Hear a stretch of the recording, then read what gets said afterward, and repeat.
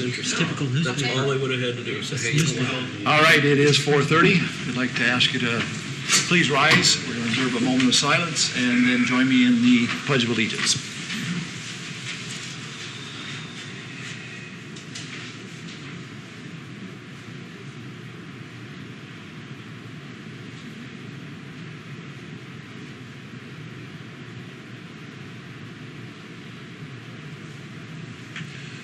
Please join me.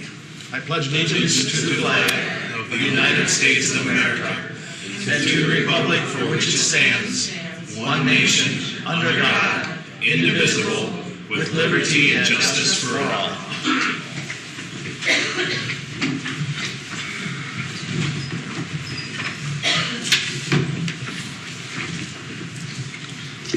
All right, can we have a roll call, please? Pete Hamill. Here. Tom Eggers. Here. Brad Hant. Here. Braden Barahona. Here. Sean Brewster. Here. All right. Okay, we have the agenda in front of you. There is one item added that is under 3.F, approving the change order number 2 for the Spartan fire pumper truck, a decrease of $325.58. Take a motion to approve that as amended. So move.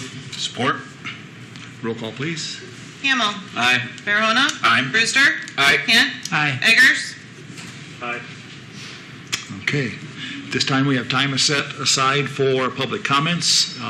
One thing I would like to say just before you start, Marv, because we have a budget workshop scheduled, we want to keep things moving along, so we'd like to limit your comments to around 3 minutes, if you could, please.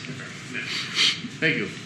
Yeah, just a reference to the city website, Sam, you put it on about the upcoming election, about the franchise stuff. You made some points on there about what the franchise does and so forth. And the statement was made there that you like to educate the people. And I'm all for that, educate the people. However, there are some items in the franchise agreement that you put out that are not on there, I believe are very important that the public should be in, that they should be educated about. One of them would be a point of if there's any problem between the two, you waive the right to trial the jury. Okay. Another issue would be the eminent domain. These are very important. There's a few other ones that I'd like to go over, and then the next couple of days get them to you if I could, so you can put them on too. That we are sacrificing this or something. You know what I'm saying? I think there's kind of important points there. If you're going to educate people, you should educate on the whole thing. I think that's appropriate. If that be possible, I'd sure appreciate that. Is that possible? I'd have to take a look at it. I mean, Marv, the website is designed, it's got the agreements right out there. Well, yeah, So, I know, but yeah. you made a special point of putting certain things to, you might say pros, and I think it just, to be fair, to put on there that, you know, this what it does do also, because you took those items so-called out of there also, because in the point you put out, there's one item particularly about the lawsuits that isn't necessarily really true, I don't believe, because we still can be sued. But I'm not going to debate that tonight. I think it's just right to let's do this. If we're going to educate them, let's educate the whole thing. I think that would be appropriate. If you sure do that, I sure appreciate it. Why don't you bring it in and I'll take a look at it and we'll go from there. So. Well, I'll do that now. Okay. Are they going to be on there then? I have to know what it Does is. the council have to prove that, or? You're catching me off guard on this, Marv. I need a chance to think about what it is that you're asking me to put on the city website. Just be fair about putting certain points on there on that franchise agreement that Mid-America has out there that you got. That be fair. Those points are very important to the program. I think you probably should know about it. Okay. Thank you very much. Thank you, Marv. Any other comments? Yes, I'd like to make a couple comments. I'm Terry Broxma, and thanks for the opportunity. I think you guys know I've been working with Sam, taking a look at things in the city's finances. And I've got some concerns, but first of all, I want to just say I'm disappointed that having read the franchise agreement, front to back, what are we getting as a city? We get what financial benefit do we have? I saw no reduction for our insurance as a result of the liability issue that's been discussed already. Secondly, I see no more commitment to the city of Sheldon from Mid-America than they did before. And as an example, take a look where they spent the new money for the buildings in northwest Iowa. They put a building up in Primgar where they don't sell any electricity. So think about that when you're discussing giving something away to a corporation and not getting anything financial in return. Secondly, I see on the agenda there's a discussion about the budget. I took a look. I've looked at a lot of things, and I'm just going to bring up one thing tonight, and that's a discussion about the event center and whether it breaks even or whether it loses money. And I see what's being discussed is that we are breaking even or close to breaking even on an annual operating budget. I took a close look at it.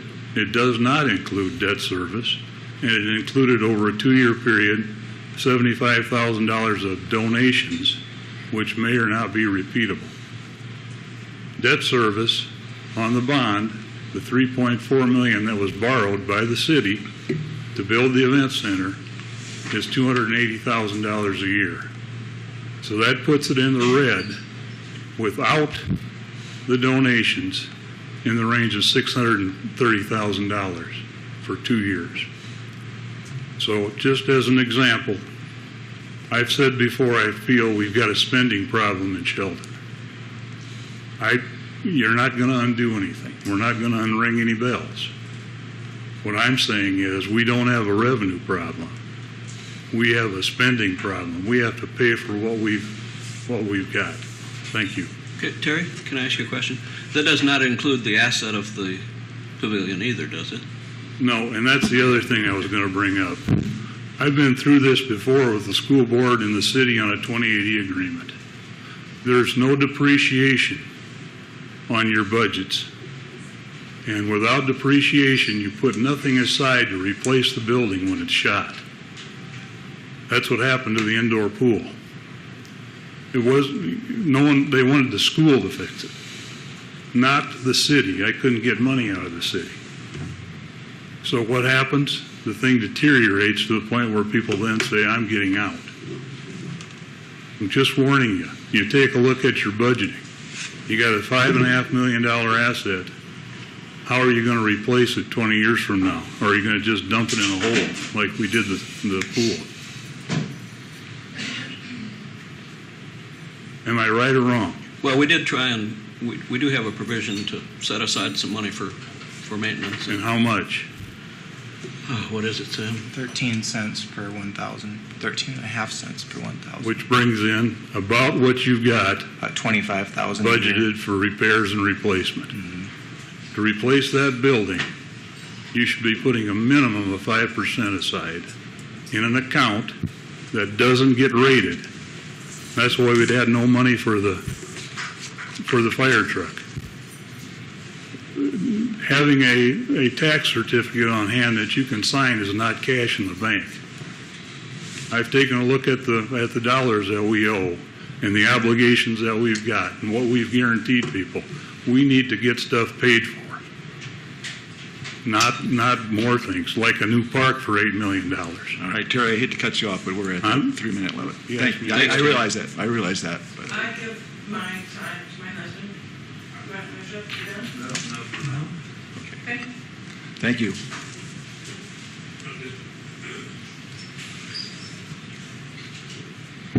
Howard Bauman. The other two people stole my good stuff that I wanted to talk about. But I'm going to ask each of my councilmen and the one that is absent, who is my councilman, just what advantage do we get? What advantage do we get from the franchise agreement if we vote yes?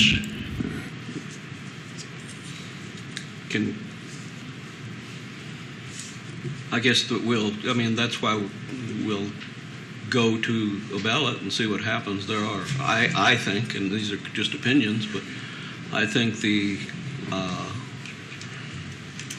guarantee of infrastructure replacement is a very valuable benefit in it. It's all supposition because we don't know if we're going to need to use that, but it is a guarantee. We faced a potential $200,000 problem that didn't materialize. Now, we have no way to know if that would have been a problem or not, but had we had a franchise agreement, it wouldn't have been a worry because it would be guaranteed. So that's one thing. But My comment on it, as a past bargainer for the school, for the teachers union, we always got something. We didn't have to go for nothing.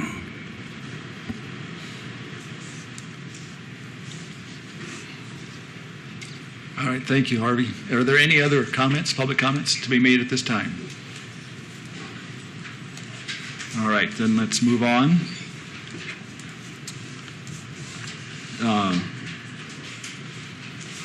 Moving on to the consent agenda. A couple of things there. For the media, the appointment for the library board is, assuming approval here today, will be Bill Boscojohn. Bill's name was recommended by the library board. I have talked to Bill. He's excited to serve, and so we're grateful that he's willing to step into that role. And then, yes, we have mentioned earlier the change order for the decrease on the pumper truck. So take a motion at this point to approve the consent agenda. So moved. Support. Any further discussion? Roll call, please. Brewster. Aye. Farahona. Aye. Kent. Aye. Eggers. Aye. Hamel. Aye. All right. Moving forward then to the old business item under there, the FEMA flood hazard determination. This goes back, we had some exposure to this back in February. At this point, we're looking to just acknowledge receipt of the findings and then adopt a resolution affirming that the city does not object to their determinations. I'll make the motion to acknowledge the receipt. Support. Any discussion on that portion? We'll do this in two motions here. Roll call, please. Eggers. Aye. Kent. Aye. Farahona. Aye. Brewster. Aye. Hamel. Aye. All right. Then moving on to the second part of that, the resolution affirming the city does not object to the FEMA flood hazard determination regarding the city-owned parcels. So moved. Support. Any further discussion on that? Roll call, please. Kent. Aye. Hamel. Aye. Brewster. Aye. Farahona. Aye. Eggers. Aye. All right. Then moving on to new business. We need to set a public hearing on an ordinance amending the zoning ordinance, section 12.3, pertaining to residential uses in the business commercial downtown district.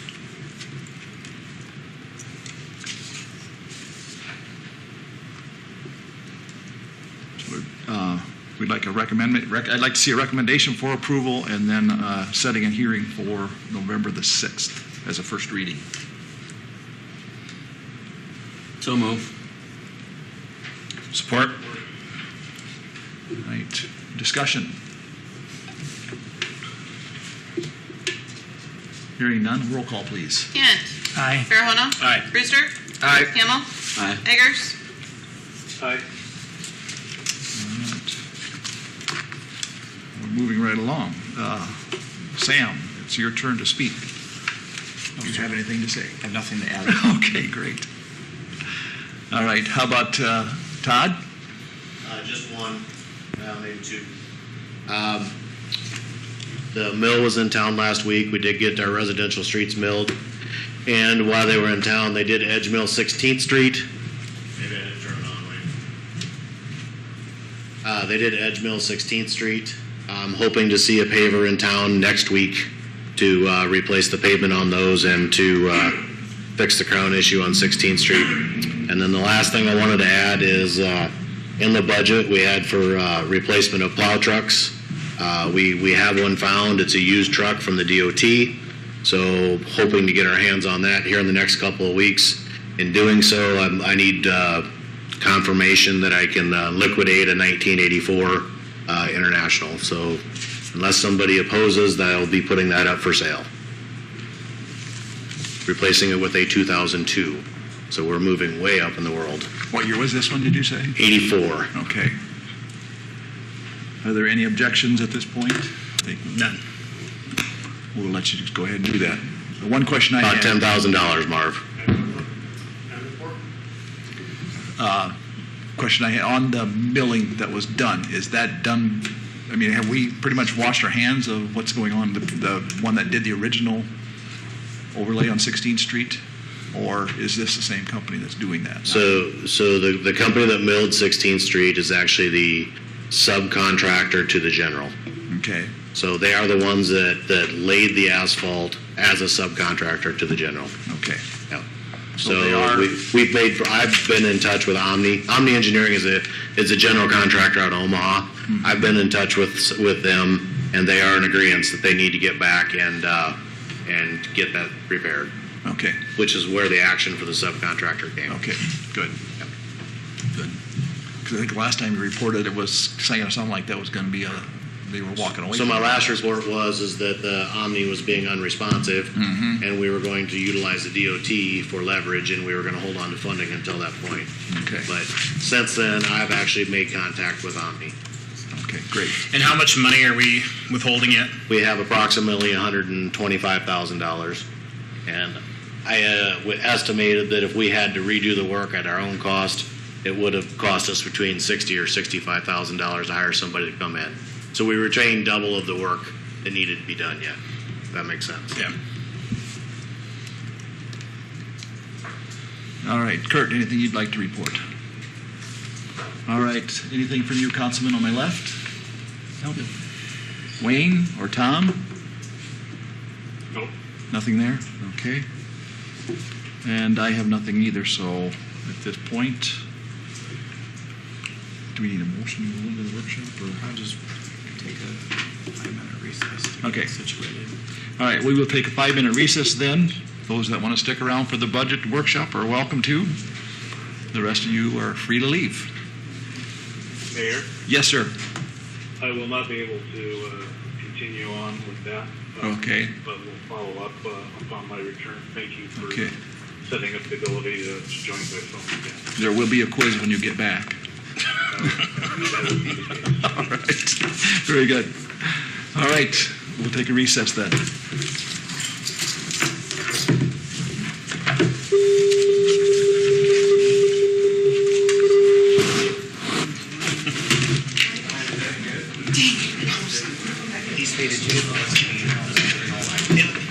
Yeah, I'll take care of it. Are we going to continue to reorder?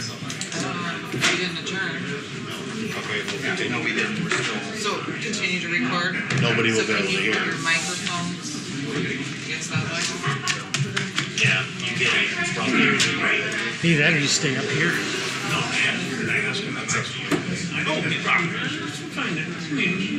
They're not going to hear us. We can. I know Tom was the one that really likes to. No, it's up to you, whatever. I saw that it was on the website. I didn't really agree. I think if you're down there, the recording, you can't pick it up.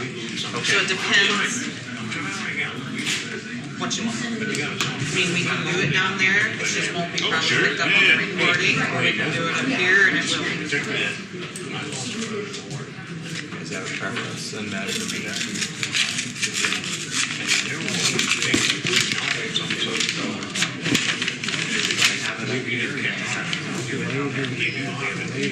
Start getting these on.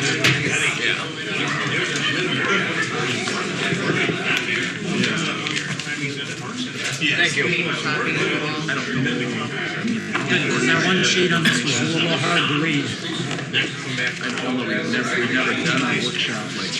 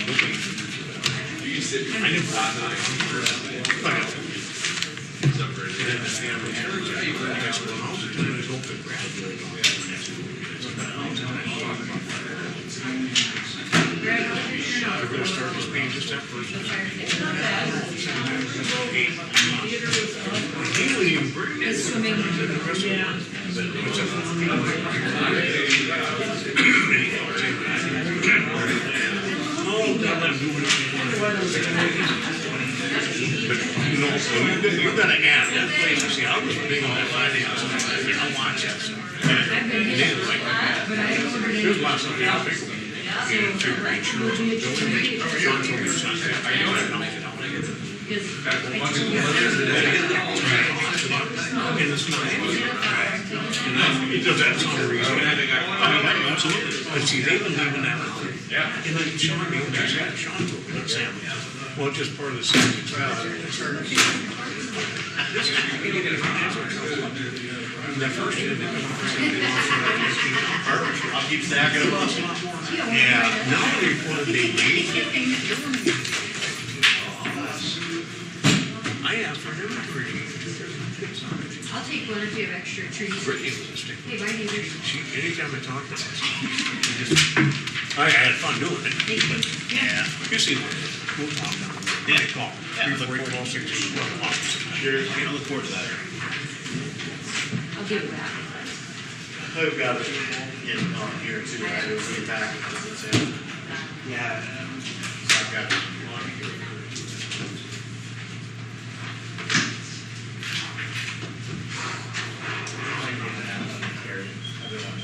Sure.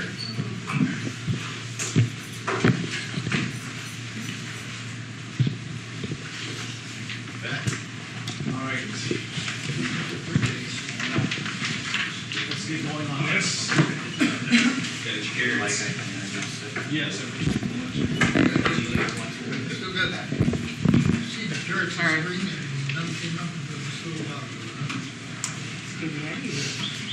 I'm sure it's all complicated.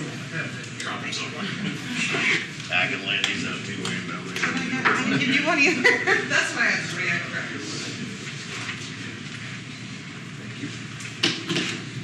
All right, Sam, the floor is yours.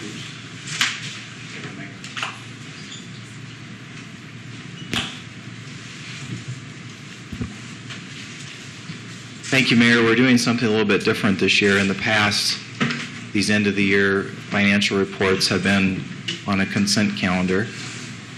The goal here isn't a long meeting, it's simply a brief meeting to give you an update on a recap for the fiscal year, which finished on June 30. The first part of this workshop will be Angie and I reviewing the revenue and expenses. We won't spend a lot of time on that. This is the first time you will have seen this packet, and then you'll have a chance to digest it. We'll also make a PDF of this packet and make it available for anybody who asks for it. And then after Angie and I are finished with that part, we'll talk briefly about the December 11 workshops. Angie? So really, to say that you haven't seen this is not true. These are actually your financial reports that were approved on the second meeting in July for fiscal year end. Going to hit on a couple of high points. First of all, with the revenues, we actually brought in more revenue than was budgeted. Hotel motel tax was $17,224 more than was expected. Road use tax was $60,000, $215 more than budgeted. And our local option sales tax was $69,613 higher than was budgeted. We started collecting some decent interest over all of our funds in March, and from March to June, we collected $92,217. That was not expected. We did spend down several different bond proceeds, and we're paying off TIF debt, so the interest will probably be lower than if you would factor the $92,000 out over a year. Let's see, the general fund unencumbered cash balance was $101,859 as of June 30, 2019, which was $42,000 higher than was budgeted.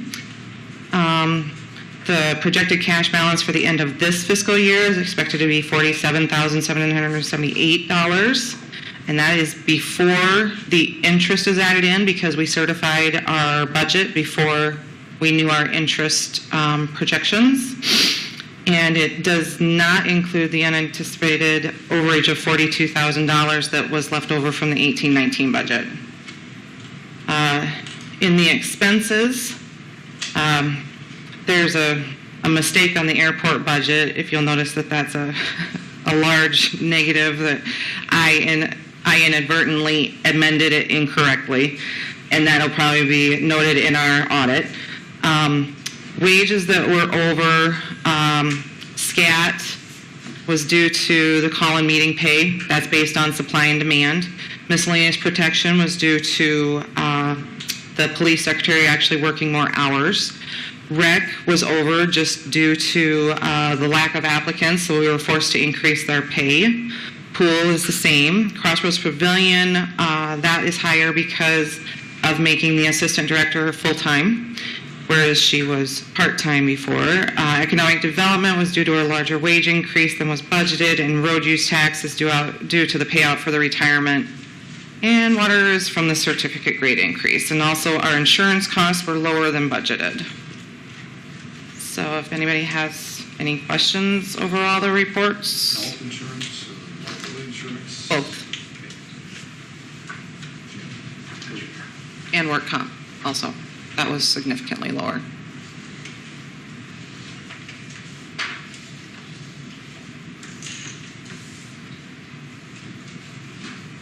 Any other questions?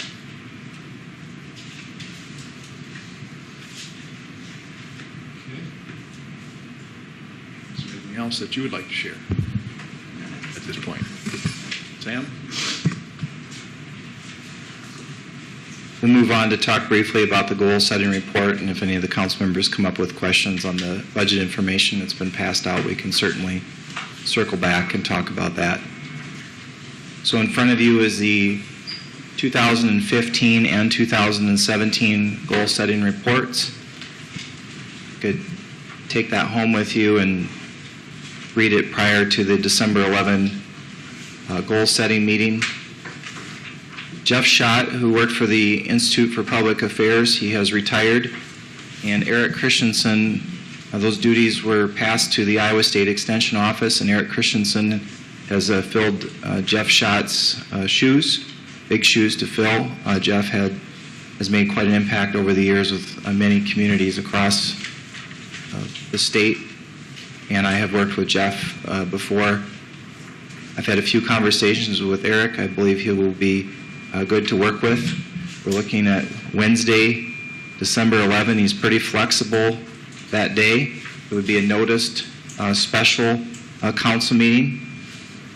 Eric's recommendation is if you do decide to have public comment at that meeting, that you do that at the beginning and to allow any comments to be made and then move into the goal setting, and then additional public comment could be made at another time. The consensus in talking to all of you individually is 4 to 7 p.m. Does that work for all of you still? Okay. And you will be each getting a survey on the items that you would like to discuss. And if there's any items that are on your minds now, you're welcome to bring it up at this time.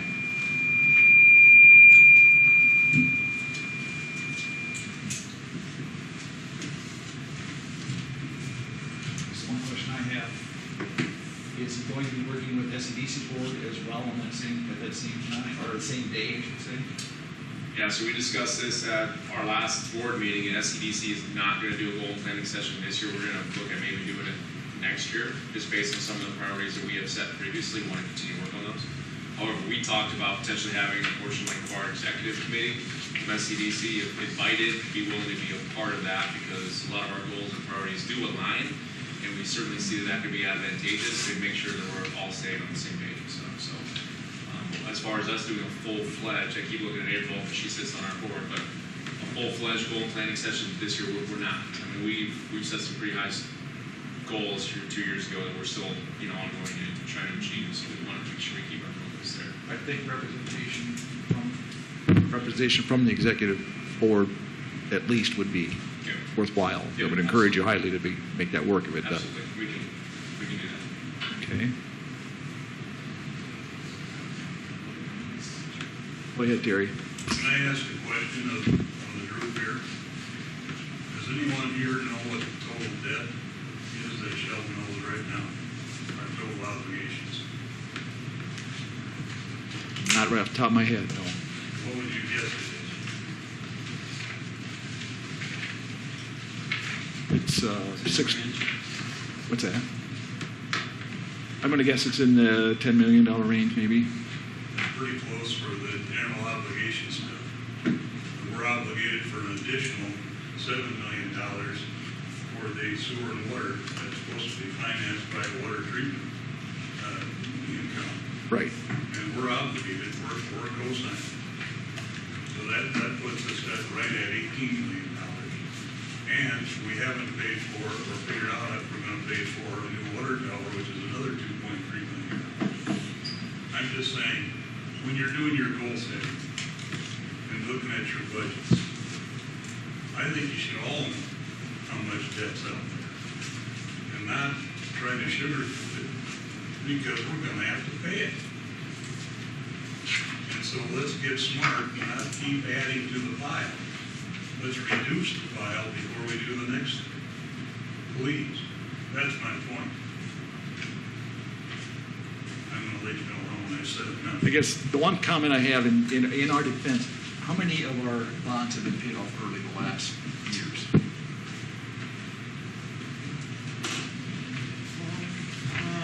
Most of them? Yeah, I would say 50% of them. Yeah. We have a pretty good track record of paying off debt I'm not saying that. I know, but the implication is that we're not managing well, and we are. We are doing our best. And also, with our bond rating, we were at with our payoff of the downtown bond.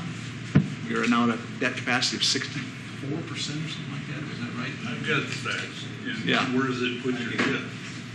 So, I mean, you have it, but I mean, that's information I want everyone to know because the implication is we're not being wise in our use, how we're spending money. You cannot be asking for a franchise and want 5% fees for no reason. We are not asking for You that. were. We were. Now you want a franchise. Because, and I remember back at the early meeting. You can implement a fee at any time when you get it already in place. Right. Without a referendum. I'm not born yesterday. Now, We listen. would have to have the referendum. You would have to have a Listen, referendum. listen. I'm telling you, for your own good, don't add to the pile. Don't add to the pile when you're goal setting. That's all I'm telling you. You're already non-competitive. You're asking them to go out and get businesses. Against Sioux Center, they're asking under 12 cents. We're close to 16. And I don't want to say this and make it tough for everybody. But let's get smart. Let's get smart about this. We don't have a revenue problem. You know it. We're getting more money in than you projected. Why should we be looking for more? Why? That tells me one thing. Someone's not budgeting properly. Someone's not recognizing if we've got to pay for things, we got to pay for them. Don't sugarcoat it. Tell the people the facts. That's all. That's all. Thank you. Bring up one last. Along with the budget setting, you want to keep in mind that if you look at this budget, the fact of the matter is it has to be cut. you're gonna have to look at it. There's some things that are completely out of line that started, shouldn't have started. No, it's no secret. This insurance is a big one. That has to be changed drastically. I was told by Agers, if he's on there yet, to bring forth some stuff. I'll bring forth what they should, what I think they have. Nobody else has that type.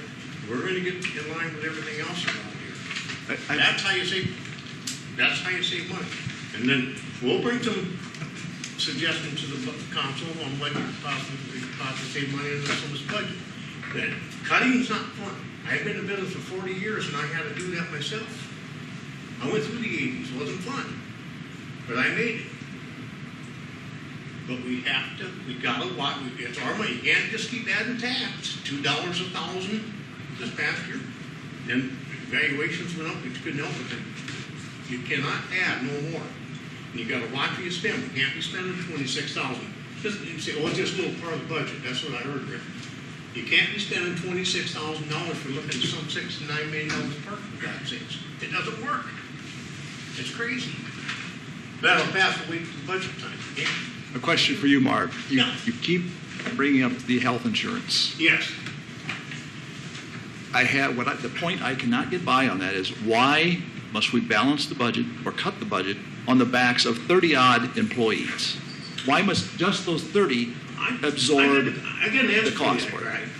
It's a bad situation. I know that. That thing will slip in there not by Sam. This was left by previous administrators, and now we got to deal with the mess. What thing? This insurance thing. Now, what thing? But I don't understand what you think that you slipped in there. You're in there. I'm not asking a question to you, Andy. I'm asking questions to the council and the mayor. Okay, what thing? This budget is completely out of line. We're going to have to go through that budget and get this in line with everybody else. This budget is, if we have 2003, the levy was the same or higher than what we are at now. It was probably too high there. They should have been seeing that back then. You can't keep, and you see it on the backs of the backs of the employees. Why should it be on the backs of the taxpayers? That's a good question too. Because they live here and they benefit from the services. Sure. I'm not saying we should give them health insurance, Greg. But you want to cut it. You want to cut their benefits. So you want to cut. They have to take a cut. And that's the part I don't understand why that makes sense. We have businessmen right on this council. Are they going to go pay that kind of $25,000-$30,000 a year, whatever it is right now, for their employees? Absolutely not. They can't. Ask around town. None of them can afford it. AGP, people that work at Roseman, I'm sure we didn't. Ask Tom, he'll tell you that. For maintainer, AGP, none of them. Hospital, the Skelton Community School District. Does that make it right? Huh? Does that make it right? Sure. Because none do it? There are some that do it. I am aware of some that do. We pay our employees good, Greg. We pay our employees here very good. They're paid well, but you want to cut it. No, I don't want to cut it at all. Why should they make more? You want to cut their insurance. Huh? No. You want to cut their insurance. We can't afford to keep doing it. You want to cut it back. And that's the fundamental difference in where you come from and where I'm coming from. I got to do an awesome business. You're a private business owner. It's different. There's no difference, Andy. There's no difference between a city employee and an employee that's working out in the construction crew. Let's get this straight. Nobody else is better. Okay? That's not what I'm saying.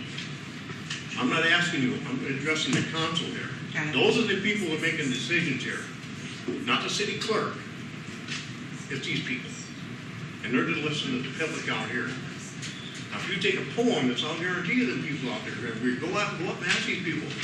I mean, it's a matter of how you ask the question, perhaps, Mark. Huh? It's perhaps a question how you ask the question. And that's just one item. How you ask the question. It's very easy. How much do we pay for each employee for health insurance? It's a very simple question.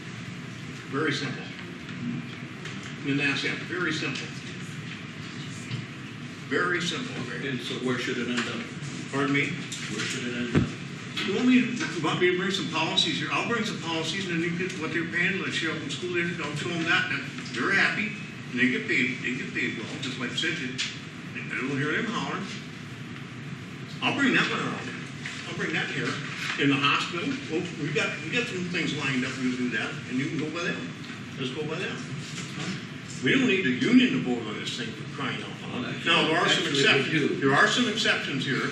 there are some exceptions, and I'll be the first to admit, I do believe there's some areas where they could probably justify a little more pennies on that area because of the line of work, mainly law enforcement.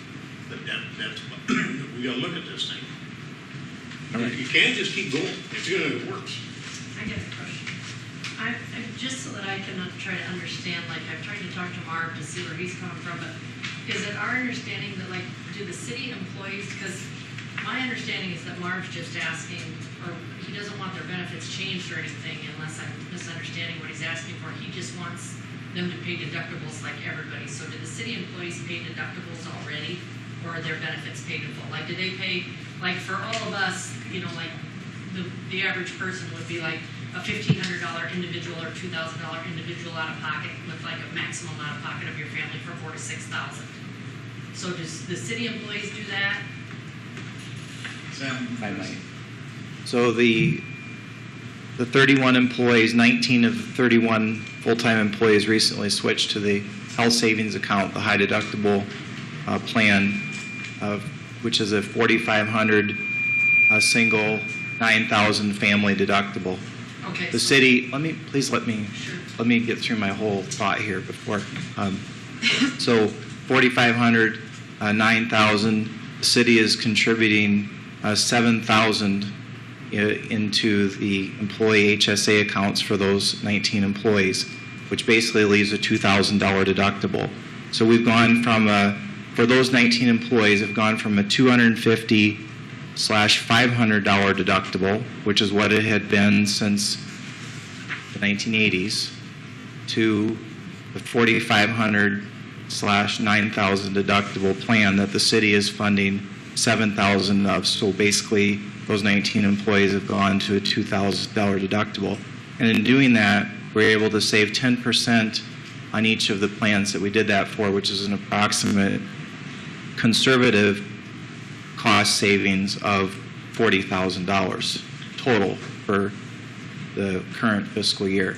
And it's important to keep in mind, and as I said in my report to all of you, didn't give more credit where credit is due on that, because we worked very hard to, in the midst of 2 years into a 3-year contract, convincing employees to change. We had, I think it was 8 union employees that switched over. So 8 of the 19 employees that switched over were union employees. So we're making it an attempt to address some of these questions, and it's also important to know that, 5 of the 6 police officers that we have in Sheldon, when I was 16, 17 years old cruising the loop, they were here, and there will be retirements within the next several years.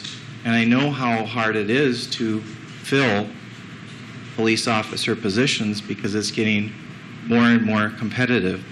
So this is a balancing act, and I think we have made a start at balancing things, and I think we're on the right track.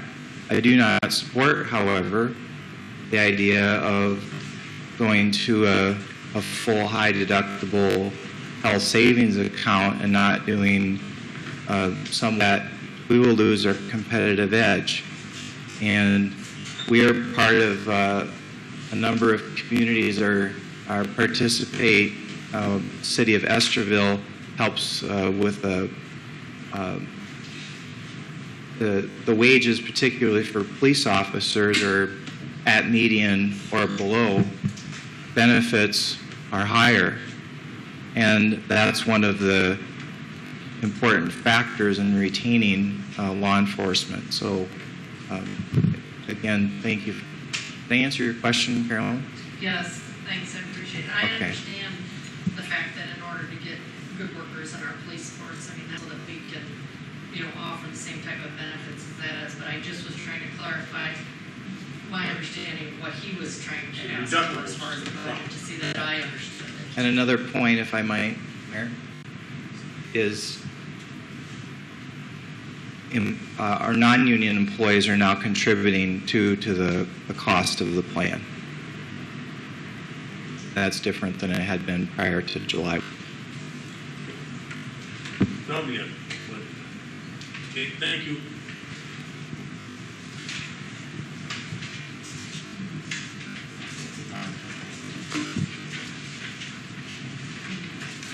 So, are there any comments from council regarding either the budget or the goal setting, planned goal setting session we have lined up?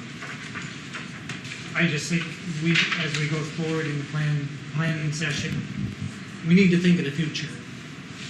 And in order to do the future, you need to spend money. Whether we upgrade the water tower, put a new roof on a building, because if we don't do that, 5 years from now, they're going to turn around and say, what have you been doing for the last 5 years? You haven't done anything. So we need to think about keep this town moving forward. And it does cost money to run a business. Keep improving what you have. Because otherwise we're going to go backwards. Anyone else?